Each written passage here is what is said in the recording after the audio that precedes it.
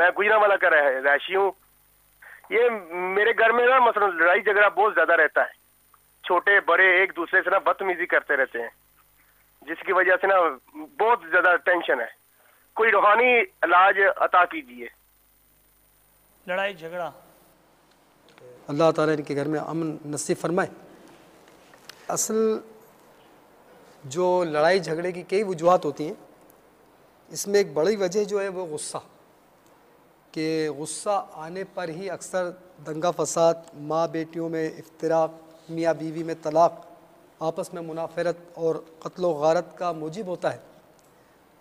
تو عوام کا یہ مقولہ خیر غلط ہے کہ غصہ حرام ہے, کیونکہ اکثر غصہ بے اختیار آ جاتا ہے اور اس میں انسان لاچار ہوتا ہے. ہاں, غصے میں حد سے تجاوز کرنا, ظلم کرنا, گالیاں بکنا, یہ ضرور اس کی تباہ کاریاں ہیں. لہٰذا جس کو غصہ ہے اس کو چاہیے کہ غصے پر قابو کر کے درگزر سے کام لے, کہ اسی میں دونوں جہانوں کی بھلائیاں ہیں.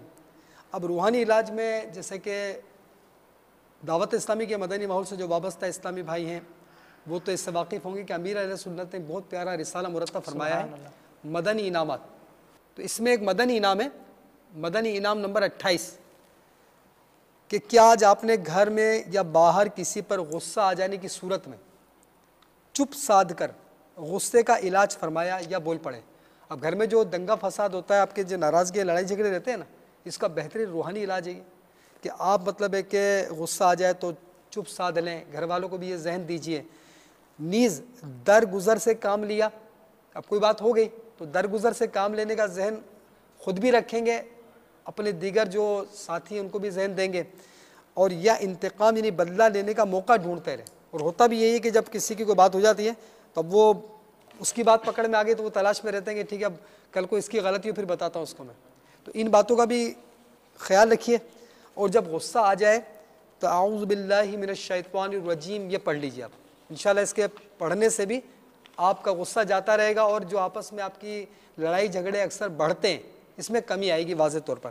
اس کے علاوہ ایک ورد اور میں آپ کو عرض کرتا ہوں, اس کو نوٹ کر لیجیے, بہت آسان ہے کہ یا ودودو, یا ودودو صرف ایک بار اول آخر درود شریف پڑھ کر پانی پر دم کر کے 3 سانس میں پی لیجئے, اور یہ مدت جو ہے یہ 40 دن کی ہے.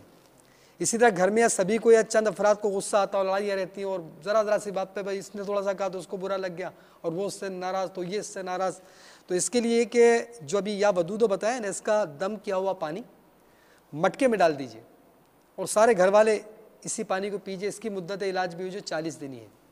اور اگر آپ گھر کو امن و سکون کا گہوارہ بنانا چاہتے ہیں تو یہی عمل یعنی یا ودودو 1001 بار, یا ودودی کا جو عمل بتایا یا ودودو, یہ 1001 بار اول آخر 11 بار درود شریف پڑھ کر لاہوری نمک پر دم کریں اور کھانے اور سالن وغیرہ میں ڈال دیا کریں.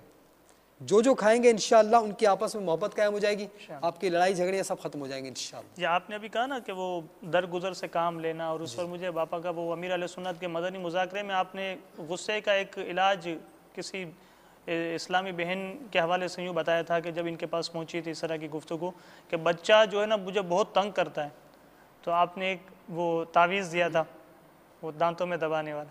سبحان اللہ, یہ بڑا وہ سنا دیجیے آپ, کیا دانتوں میں دبانے والا تعویذ؟ ہاں, مجھ سے مراد یہ تھا کہ بس وہ خاموش ہو جائے.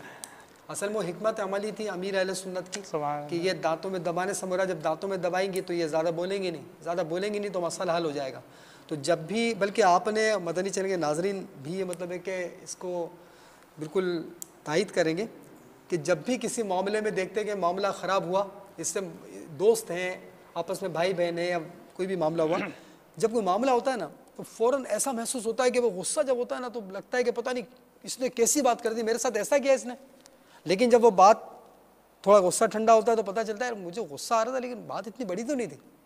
تو غصہ جانے کے بعد اندازہ ہوتا ہے کہ بات اتنی بڑی نہیں ہوتی, غصے کی وجہ سے وہ بات بہت زیادہ بڑی محسوس ہوتی ہے. صلو علی الحبیب صلی اللہ تعالی علی محمد. مجھے اپنی اور ساری دنیا کے لوگوں کی اصلاح کی کوشش کرنی ہے.